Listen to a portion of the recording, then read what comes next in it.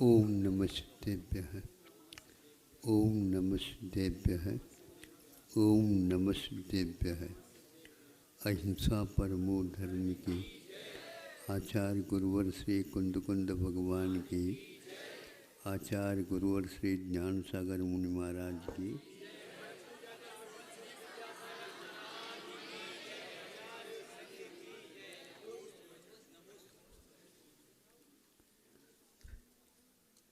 यह अंतिम त्याग आकिंचन्य, फिर तप आकिंचन्य, फिर इसके उपरांत ये ब्रह्मचर्य है। ये 10 लक्षण धर्म कहलाता है।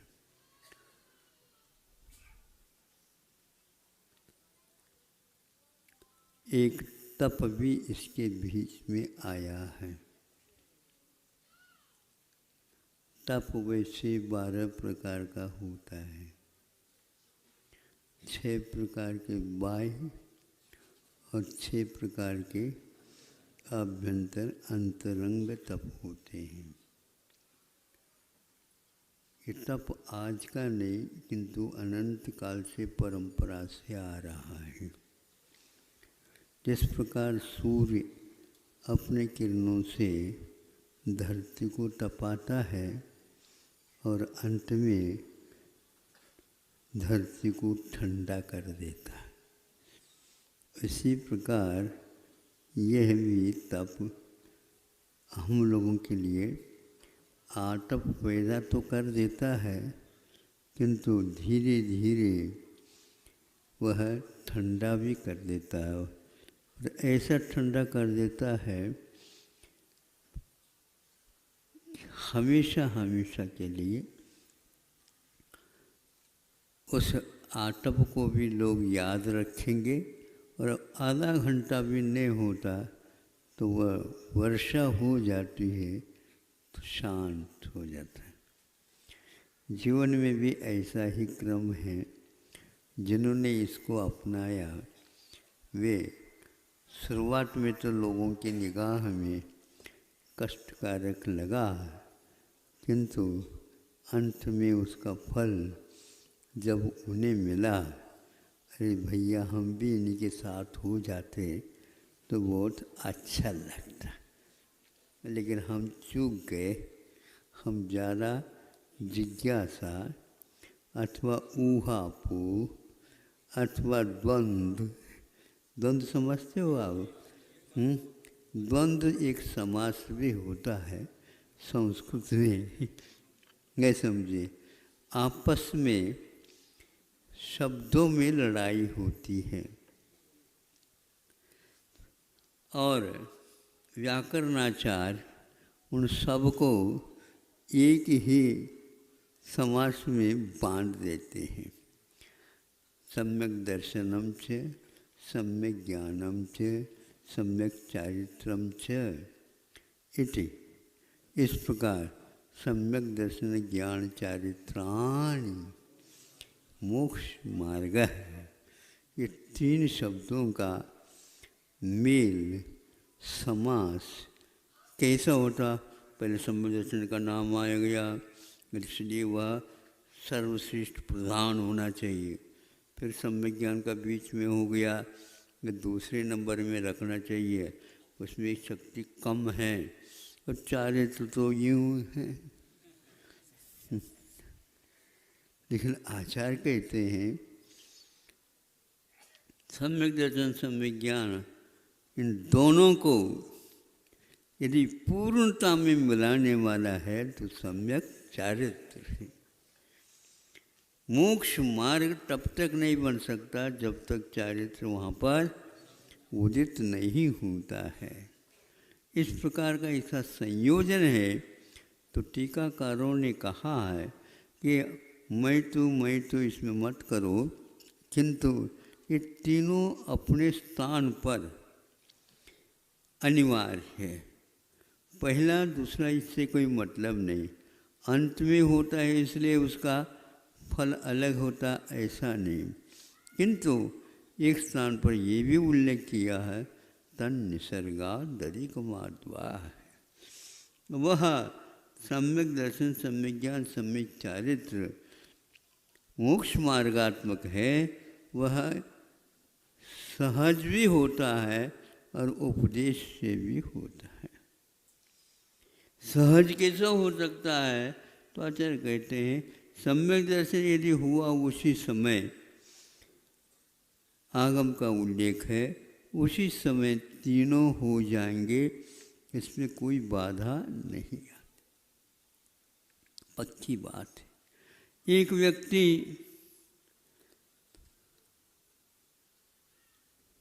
पहले से टिकट जो है खरीद करके घर में रहा। एक व्यक्ति जिस दिन जाना था गया और 15-20 मिनट पूर्व में अथवा भीड़ को देख करके पहले से वह लाइन में खड़े हो गए और उसने टिकट खरीदा। अब तो पक्का हो गया, गाड़ी आएगी तो हमें चलेगा। एक व्यक्ति किसी कार्य में व्यस्त था और वह पहले टिकट खरीद नहीं सका, किसी से राय नहीं सका, और दूसरी बात लाइन में भी खड़ा नहीं हुआ और उसी बीच में गाड़ी आ गई। हाँ। बिना टिकट वह चढ़ गया, जो होगा सो होगा। कंडक्टर ने देखा था इसको, तो उन्होंने कहा क्यों ऐसे कैसे? हम तो आप आइए हमारे पास, उस समय हम सब बातें बता दें। हाँ, जब टिकट के लिए आई चक्कर देखने के लिए, तो हमारे पास टिकट नहीं है, लेकिन ये पैसा ला करके भीतर से बाहर निकाल करके रखा था और गाड़ी आ गई, मैं क्या कर सकता हूँ? या तो हमारी घड़ी बहुत पीछे रह गई, कोई न कोई कारण तो बताना पड़ेगा। अब ऐसा है, गाड़ी भी कभी कभी पहले आ जाती है, आती नहीं? ठीक है, आती है बिफोर आ जाती। तो इसी के अनुसार विलंब तो नहीं 12 बजे आएगी, ये बात अलग है, दिन का 12 नहीं है, तो 12 बजे आ गई। उसी प्रकार वह टिकट चक्कर वो देखने वाला कहता कोई बात नहीं, गलत नहीं करना, नहीं तो हम तो हाँ दंड दे देंगे। नहीं, दंड देना हो तो आप देख लो, हमारी वस्तुस्थिति ये है। इस प्रकार तीनों एक साथ करके वह गाड़ी में बैठ सकता है। इसमें आचार्यों ने किसी भी प्रकार से विरोध नहीं किया। हाँ, ये अवश्य है, क्रम से इसका वर्णन किया इसलिए लोग समझते हैं, किंतु एक साथ तीनों हो सकते, ये सिद्धांत अकाट्य है। अनादि मिथ्या दृष्टि को भी यह संभव है, इसलिए आप एक साथ तीनों को भी प्राप्त कर सकते हैं। हाँ, किंतु नहीं पहले टिकट पक्का कर लो, पक्का करके रख लो, और यदि मान लो उसमें डेट है तो वह मिट भी चल जाए। कभी कभी तारीख के अनुसार टिकट होते हैं तो फिर अब नहीं चलेगा। इसी प्रकार ये भी एक समय होता है समय दर्शन का, अंतर्मुहूर्त से लेकर के अनेक प्रकार के उसके भेद बनते हैं, छूट सकता है।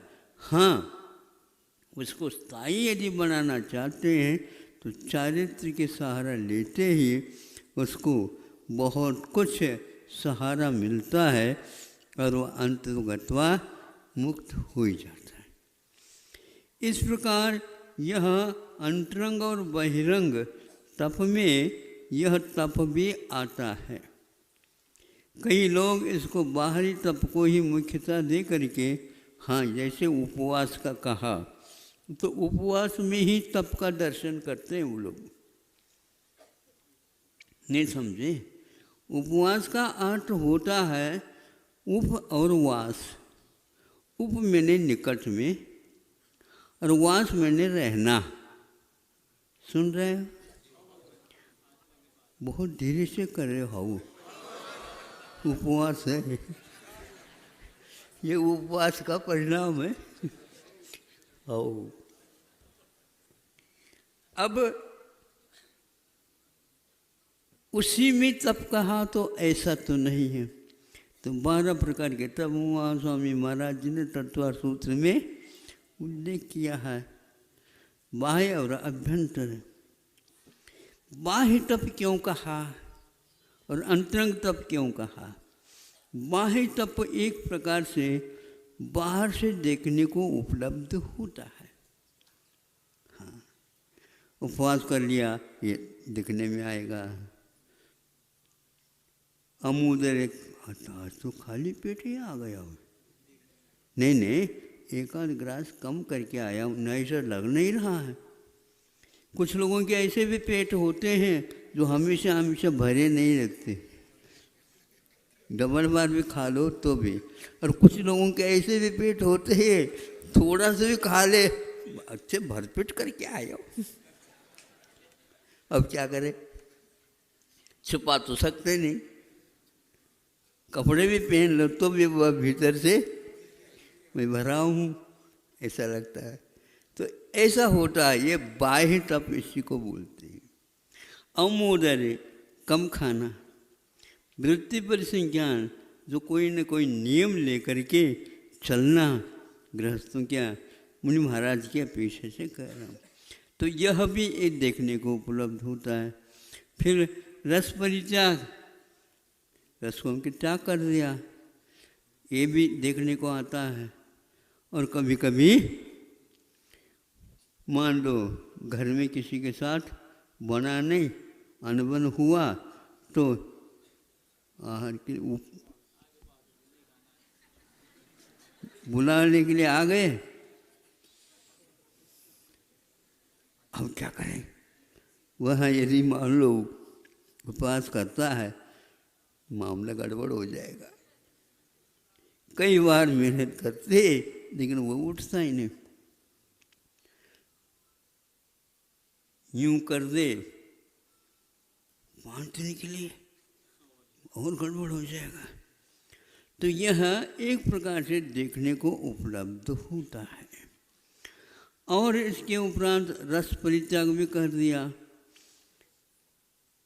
काय उत्सर्ग, काय का उत्सर्ग क्या है? काय का मिले, काय के प्रति जो ममत्व है उसका त्याग। ऐसा नहीं कि शरीर का ही त्याग करके बैठ गए।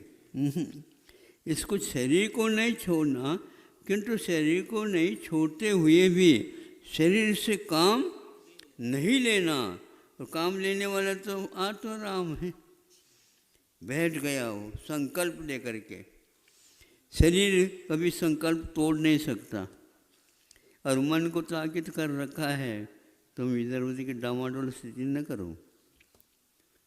ठीक है, मैं जब कहूँगा तभी तो होगा। बैठ गए बोलने के लिए, बोलो मत। अब शरीर क्या करेगा?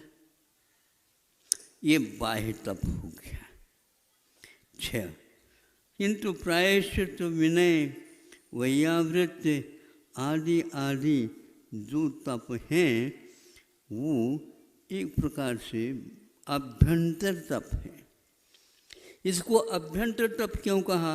यह बहुत अनुमान करने के बाद देखने को मिलता है। यदि भीतर भीतर ही यह रखता है तो किसी को मालूम नहीं पड़ेगा कि ऐसा होता है।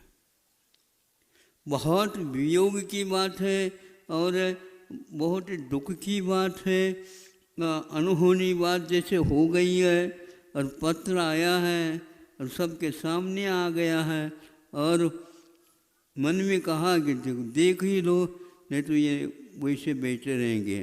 तो वो बैठे रहे और वो पत्र पढ़ने लगा। उसमें क्या लिखा था क्या नहीं लिखा था, उसमें पत्र में अंतरंग हो गया। सब लोगों ने देख लिया लेकिन कोई चेहरे पर मुस्कान भी नहीं आए और सिकड़ भी नहीं है ललाट पर, झुर्रियाँ, हाँ यूँ यूँ झुर्रियाँ बन, वृद्धावस्था में प्राय करके झुर्रियाँ आ जाती है, किंतु चिंता का विषय नहीं है, वो शरीर का धर्म है। तो इस प्रकार हम बाहर से उनको नहीं देख पाते और स्वयं के पत्नी के वियोग की बात उसमें लिखी गई, अथवा किसी के यहाँ इतने करोड़ की लॉस, घाटा हो गया है, हाँ छापा पड़ गया, छापा पड़ने से पूर्व में ही ये पड़ गया, गिर गया। ये क्या हुआ, यह बाहर आ गया, लेकिन इसको भी पी जाते हैं, उसको अंतरंग तप बोलते हैं। सारे के सारे तपों को करते हुए भी आचार्यों ने कहा वह साधना बहुत अच्छी मानी जाती है, हम क्या तप कर रहे हैं किसी को बताए नहीं। भगवान ने क्या लिया नियम, किसी को भी नहीं बताते। महाराज कम से कम वृत्ति परिसंख्यान बताए करो, अच्छा रहता है।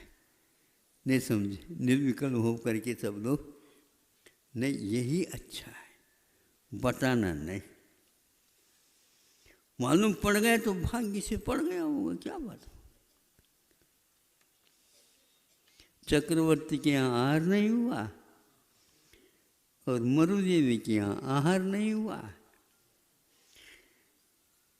नाभिरे और देखे नहीं, ब्राह्मी सुंदर भी यूं रह गई, क्या था अब क्या पता, काय के लिए आ गए थे, अनेक प्रकार के विकल्प कर रहे हैं। श्रेयांश का भाग्य था, सोमसेन का भाग्य था, और वो दोनों पड़ गए। अब क्या करते, महाराज तो हमारी ओर देखे तक नहीं, तो हम अब आपकी ओर देखें तो चींटी वगैरह कैसे दिखेंगे बता।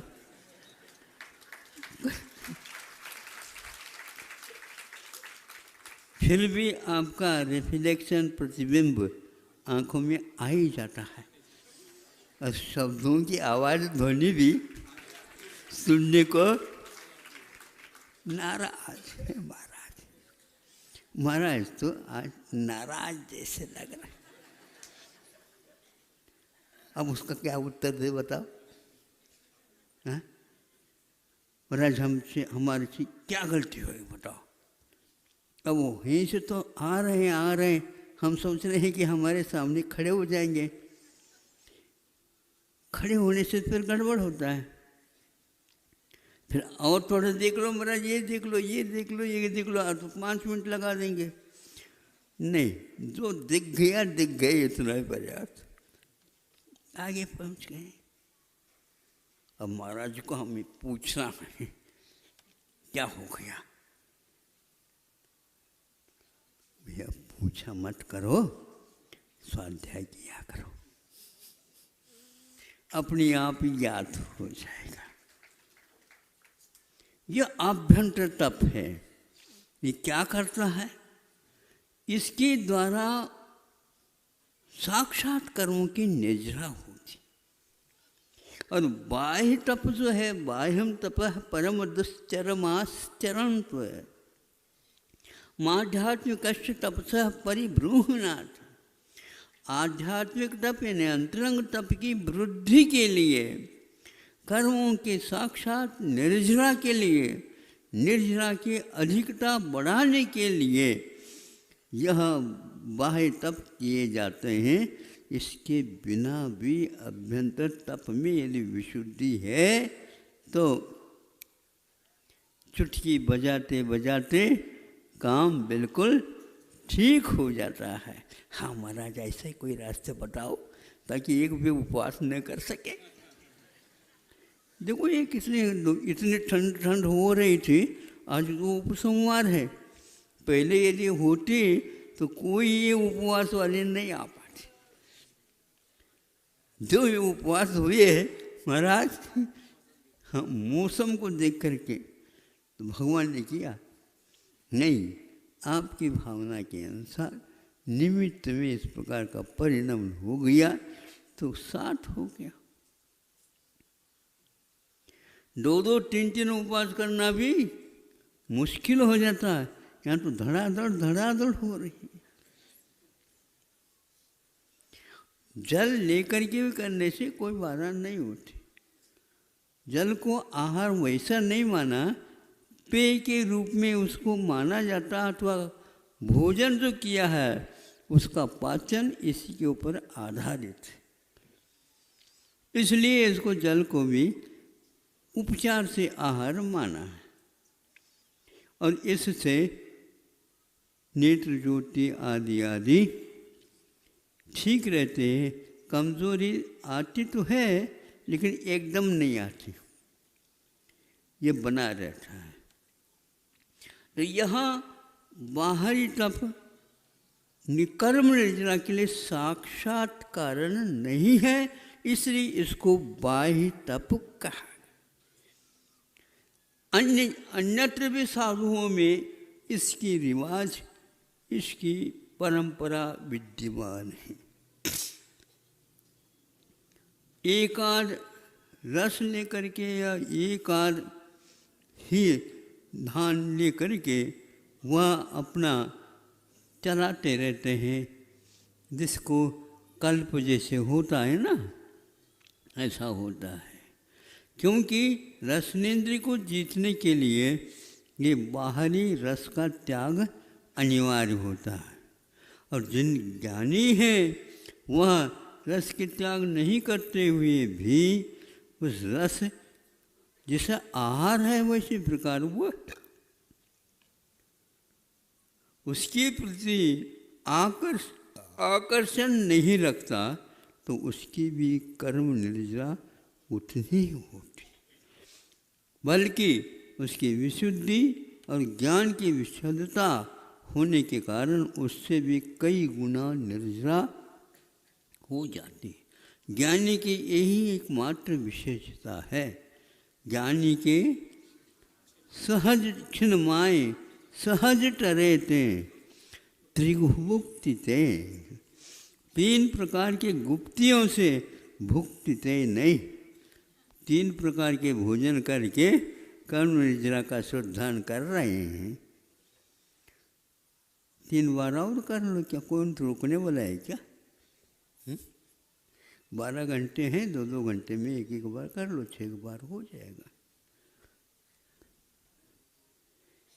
नहीं, वह जब भीतर इस प्रकार परिणमन होता है, आप तो आप हैं कि चक्रवर्ती तीर्थंकर इत्यादि के पेट में ज्वालामुखी की भांति, एक ग्रंथ में पढ़ा था, जैसे ज्वालामुखी होती है ना, लाल लाल उगलती है अग्नि को, हाँ, लावा जिसको बोलते हैं, पृथ्वी तल से नीचे से वो आती है और घंटों नहीं, महीनों नहीं, कई वर्षों तक, सालों तक चलती है। हाँ, ज्वालामुखी धधकती रहती, ऐसी उनके जठराग्नि रहती है। लेकिन पूर्व कोटि वर्ष तक कभी भी सिकन नहीं आते, शांत रहते हैं। 6-6 महीने आहार नहीं लेते हैं तो भी शांत। इसी का नाम उप मैंने निकट वास। इंद्रियों के व्यापार में न जा करके वो अपने मन को इस प्रकार संयत बनाते हैं, नियंत्रण में रखते हैं कि वे इसको सहन कर लेते। ऐसे ही विषय और कषायों के ऊपर लगाम लगाने वाले महाराज अथवा साधक एक प्रकार से दिखाने के लिए नहीं, किंतु वह दिखता है। आज तक इसको खिलाया पिलाया, फिर भी यह वृद्धावस्था में ऐसा हो रहा, बिल्कुल सूख सूख करके सोंठ बन गया। हाँ, सोंठ कैसा बना? अदरक से वह पहले सोंठ नहीं दिखता था उसमें, इसका नाम अदरक अदरक दिखने में नहीं आता, वो सोंठ उसी में रहता है। और जैसे जैसे उसका पानी का अंश आर्द्रता सूख जाए तो वैसे वैसे वह पहले अलग उसका बहिरंग था, अब अंतरंग से बिल्कुल सफ़ेद है। सोंठ है उसको बोलते हैं, सोंठ दवाई के काम में आती, लेकिन तो है तो वह अदरक गड़ंत में आ जाता, लेकिन सोंठ को कोई गड़ंत नहीं मानता। शास्त्र में ऐसा लिखा है क्या?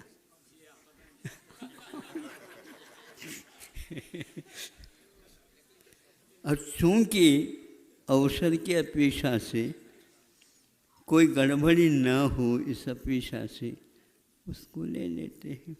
इसी प्रकार हल्दी की भी बात है। हरिद्र चूना और हरिद्र ये ऐसे हैं जिसके माध्यम से अनेक रोगों का उपशमन हो जाता है। इस अपेक्षा से वर्ज न कह करके क्षम्य कहते हो, अथवा यूँ कह दो और अनेक दवाइयों के लेने की अपेक्षा से ये ले लो। दवाई लेना भी अपने आप में कमज़ोरी मानी जाती है। मंत्र सिद्धि हो तो भी मंत्र का उपयोग नहीं करते हैं अपने रोगों को, भयानक रोग भी हो। जैसे सनत कुमार चक्रवर्ती कोढ़ से बिल्कुल गीली कोढ़ बह रही थी, फिर भी उन्होंने अपने चारित्र को नहीं छोड़ा और चिकित्सा को नहीं स्वीकारा। ये है, इसलिए आभ्यंतर तप कर्म निद्रा के लिए कारण वो महाराजों के पास रहता ही है, लेकिन बाहरी तप करने में यदि अक्षम है शरीर तो उससे उतना ही ले लेते हैं, क्योंकि एक प्रकार से ऊपर नीचे भीतर की ट्यूब जिसको बोलते हैं, रबड़ की रहती है ट्यूब में हवा तो भर दिया अच्छे ढंग से पंप से, किंतु ऊपर का जो टायर है वह ठीक ठाक नहीं है, तो टायर के अनुरूप ही उसमें हवा भर देते हैं और गाड़ी को ज़्यादा दौड़ाते नहीं हैं, तो धीरे धीरे चलाते हैं और उसके ऊपर भार भी ज़्यादा नहीं दे सकते। यदि दे तो रिम डचका का करके टूट जाए, टेढ़ा हो जाए, फिर तो चलना ही मुश्किल, फिर वह वाहन अपने सिर पर आ जाए। इसी प्रकार साधना के समय पर अपने को गाड़ी से काम लेना है, नहीं तो अपने सिर पर आ ही जाएगा। भैया पकड़ लो थोड़ा सा, क्या पकड़ ले, क्या हो रहा है? उपवास है? नहीं, उपवास तो नहीं है, लेकिन कल से कुछ चक्कर सा आ रहा है। अच्छा, चक्कर क्यों आ रहा है? तुम कल नहीं परसों देख लिया उन लोगों ने तेला किया था, हमने एक आध किला बेला भी हो गया और तेला की ओर हम देख ही नहीं पाए, इसलिए अब चक्कर आ रहा है। तो अब चक्कर आने की अपेक्षा से आचार्य कहते हैं एक उपवास कर लेते हैं और अच्छे ढंग से दूसरे दिन नहीं हुआ। तो इसलिए बाहरी तप के लिए विशेष रूप से शरीर को पूछना पड़ता है और अपना मन है उसके लिए भी संकल्प कराना बहुत कठिन। हऊ कह करके गंभीर हो जाता है। हो तो कह देता है, सबके सामने कह देता, फिर बाद में भैया महाराज ये आपका ये व्रत दिया था, ले लो। हमारे लिए ये नहीं निभ सकता, और इसमें थोड़ा सा आप छूट छाट कर दो तो ठीक है, हम कर सकते हैं। इस प्रकार यह मन का ठिकाना बहुत कठिन है। तन का तो ठिकाना है और वचन का भी ठिकाना है, किंतु मन का ठिकाना नहीं, कोई ठिकाना नहीं है। ऐसे व्यक्ति को आप रखिए क्यों, बताओ? ऐसे नौकर को जो दिवालिया बना दे, हाँ, उसको रखते क्यों हो? महाराज कमाऊँ तो वही है नहीं समझे, कमाऊँ तो वही है, लेकिन अभी वो खाऊ बन गया है। बिल्कुल है, उसको भूख नहीं लगती, नहीं समझे? तो भूख लगती है, वो बोलते नहीं, लेकिन यह ऐसा तूफान मचा देता है, दुनिया में उसका बोलबाला हो जाता। एक भी मन थोड़ा सा विपरीत चले, विश्व में तहलका मच सकता। एक व्यक्ति भी विश्व युद्ध के लिए पर्याप्त हो जाता है, थोड़ा सा दिमाग खराब हो तो। यदि दिमाग ठिकाने पर है तो कुछ नहीं हो सकता। इसलिए उस व्यक्ति को आप विश्वास पात्र मानिए नहीं। हाँ, जब वह उसके लिए खुराक नहीं मिल पाती, पांचों इंद्रियों को तो अपने पार्टी में ले ली उसने, वो आ गई, शरीर तो पहले से है। मदोन्मत्त हाथी भी एक तेला करवा दो, अपने आप सूंड उठा करके सलाम सलाम है, और उसके लिए थोड़े से पानी की धार छोड़ दो, ऐसा लगता है जैसे शांति धारा हो रही है। फिर धीरे से थोड़े बहुत दे दो, घास फूस भले हरी नहीं है, हरे हरे नाम लेकर के वो खा लेगा। तीसरे दिन में और चौथे दिन में वह उसी के वशभूत हो जाएगा, और जो काम लेना हो तो ले लो। शरीर का भी ऐसा ही, मन का भी ऐसा ही, वचन का भी ऐसा। इस प्रकार समझदार व्यक्ति उपवास को अपने पास रखना चाहते हैं, और उसके साथ देने के लिए इसको कह देते हैं, तुम्हें इसका साथ देना। एक उदाहरण बहुत अच्छा है, तो आपको पसंद आ गए तो रख लेना, नहीं तो हम उसको ताज़ा बना लेते हैं, बहुत दिन का है। देखो, कोई भी व्यंजन बना रहा है और वह रसों के ऊपर आधारित है अथवा दूध के ऊपर आधारित है, तो अब वह दूध में मान लो कोई बनाना चाहता है, तो उसमें अनेक प्रकार के मेवा वगैरह डाल देता है अपने चाव के अनुसार। अब उसको यंत्र को वह घुमाना प्रारंभ कर देता है, उसके ऊपर सब ढक करके रख देता है, बाहर का बाहर और भीतर का भीतर, कोई प्रवेश नहीं और कोई बाहर आ नहीं सकता। उसको बहुत अच्छे ढंग से ठंडक मिले, इसलिए क्या करता है, उसमें सिगड़ी टाइप रहती है या धमकला जैसे रहता है। धमकला जानते हो? बोलो ना फिर गए।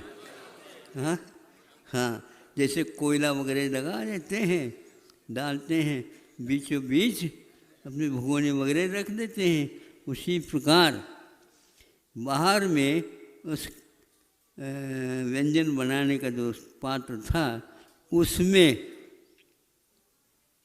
क्या डालता है, नमक भी और बर्फ की डली भी। हाँ बोलो नहीं, अपने आप ही आइस हो जाएगा। हाँ तो अब ये है क्या काम करता है, इदम तो बाह्यम तप, ये बाह्य तप है, उससे भीतर वहाँ ठंडक हो जाता है। मेवा मिष्टान डालने से ठंडक नहीं होता है, किंतु इसके डालने से हो जाता है। इसको बोलते हैं बाह्यम तप है। किंतु लक्ष्य नमक को कोई खाएगा नहीं, बर्फ को भी इस ढंग से खाएगा नहीं, इसके लिए था ही नहीं वो, और उसको सरका देता है और उसमें से कितले केटले निकाल देता है। आभ्यंतर तप इसी को बोलते हैं। ऐसा है उदाहरण। कैसा है, कहने से ताली बजा रहे हैं, आप लोगों को स्वाद आया ही नहीं। आभ्यंतर तप इसी को बोलते हैं। हाँ, यदि आप थोड़ी सी हवा लगा देते, हवा के माध्यम से हो जाता है। ऐसे स्थान में रख दो जिसके द्वारा वह अपने आप ही हो जाता है। ये युक्ति का काम है। तो शरीर के माध्यम से इस प्रकार हम आभ्यंतर तप को अनेक व्यंजनों के रूप में परिवर्तित कर सकते हैं और उसका स्वाद ले सकते हैं। कभी रस परित्याग कर लिया, महाराज अब लेते नहीं, हाँ लेते नहीं, जब लेना था उस समय ले लिया, अब स्वाद लेते हैं। असली स्वाद यही है, बिना रस का कैसा लगता, नहीं समझे? कोई भी जीवा नहीं कहते इसमें क्यों नहीं डाला, क्यों नहीं डाला, नहीं वो तो खा लेंगे।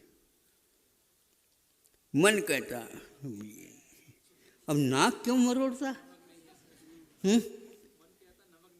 नमक नहीं है, वो नहीं है, ये नहीं है, ये तो मन कहता है। मन को चकाओ नहीं, चपाओ, लटकाओ, सटकाओ।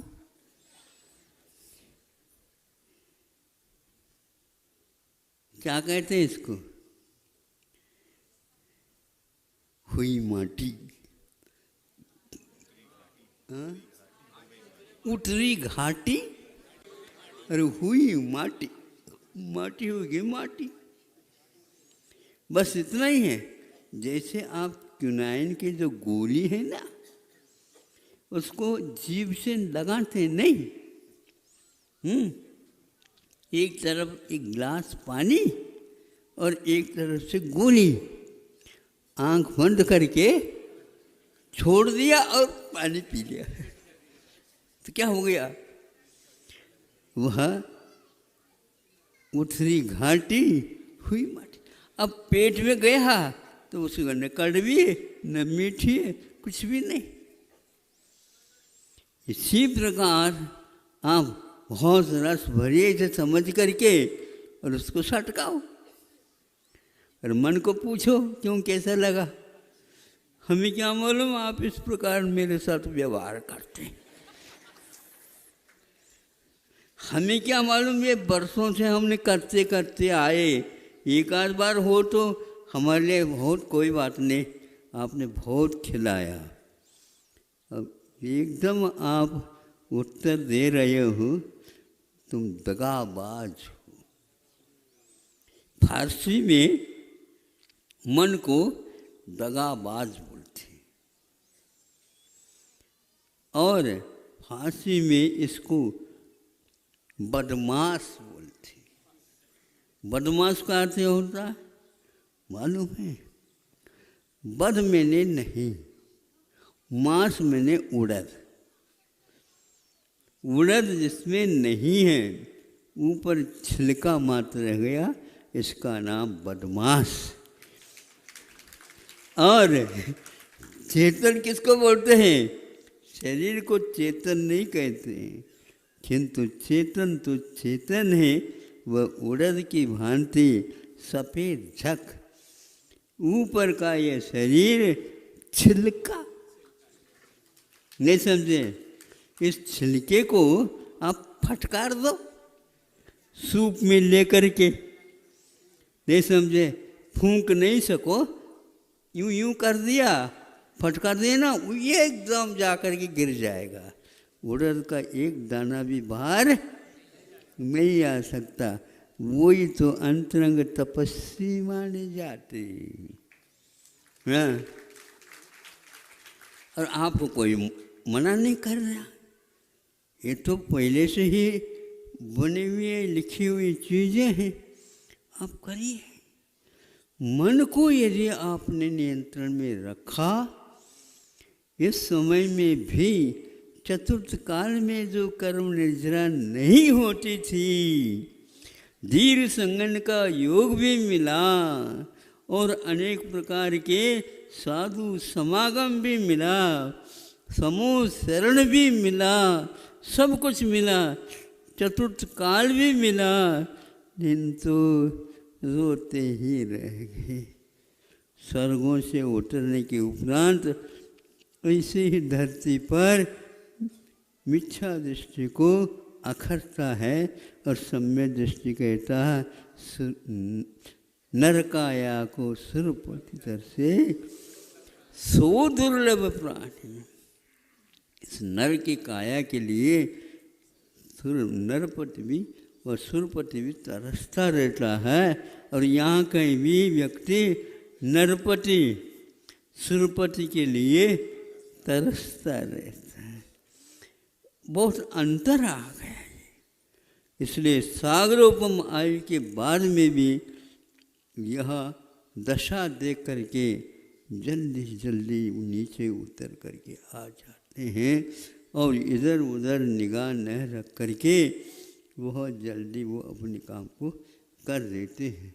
समय आपका आज का भी हाँ 3:30 होते हुए भी सुबह भी 2 बार, मध्याह्न में भी 2 बार, आज तो हाँ 45 मिनट हो गए ये कह रहे हैं। आप लोगों की घड़ी बंद हो गई शायद। चाबी दे दो, चाबी है। हाँ तो और दूसरी बात है ना, इतने ठंडक हो गई और आइसक्रीम आपको मिल गई। ऊपर से तो नमक डाल रहे थे और आपके लिए नमक का स्वाद नहीं आ रहा है, बर्फ का स्वाद नहीं आ रहा, बाहरी कोई लू भीतर पहुंच नहीं रही है और उन मेवों में से जो स्वाद था वह अपने आप ही बाहर फूट कर गया। तो ऐसा ही है अंतरंग तप, ब्रह्मचर्य इसी में से एक है कि ब्रह्मणि चर्यते रमते इत्यर्थः ब्रह्मचर्य। जो ब्रह्मा में रममान हो जाता है वह एक प्रकार से ब्रह्मचर्य कहलाता है। पर वस्तु को हम भोग्य मानते हैं, यही हमारी कमी है। वस्तु को वस्तु के रूप में स्वीकारो।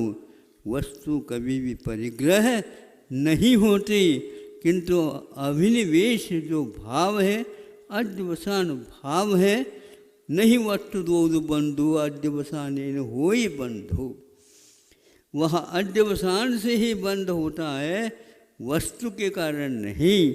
इसलिए दुनिया की संपदा को देख करके भी वह दुनिया की संपदा है, हमारे काम की नहीं है। तो कोई भी परिश्रम नहीं करता उसको रंग संग्रह करे। कौन संग्रह करे? संग्रह करने से संग्रहणी बीमारी होती है। हाँ, फिर बाद में दवाइयाँ वहाँ पर नहीं मिलती है, चाहे पंचकर्म करो चाहे षटकर्म करो। कोई भी हो, पूर्णाई में जाओ या चरायु में जाओ, कहीं भी जाओ आपके लिए वह स्वाद नहीं आने वाला है, क्योंकि दवाइयों में स्वाद नहीं रहता, किंतु अपने क्षमता के ऊपर आधार है। कहीं कहीं पर पानी के द्वारा भी दवाई का काम हो जाता है, जो मान लेता है उसके यहाँ हो जाता है, और असली दवाई भी देने के उपरांत भी क्या पता डॉक्टर साहब ने ऐसा लिया, मुंह मांगा, पैसा तो ले लिया, लेकिन इससे ठीक नहीं हो रहा है, दूसरे को बुलवाओ, दूसरे इससे डबल लेगा, तीसरा ये डबल और लेगा, तो घर बेच लो, नहीं तो घर से बाहर निकलो। बड़ा विचित्र है। मन को थोड़ी सी भी हवा लग गई, अग्नि को, बुझती हुई अग्नि को थोड़ी सी हवा लग जाए, एकदम नहीं हवा देना, नहीं समझे।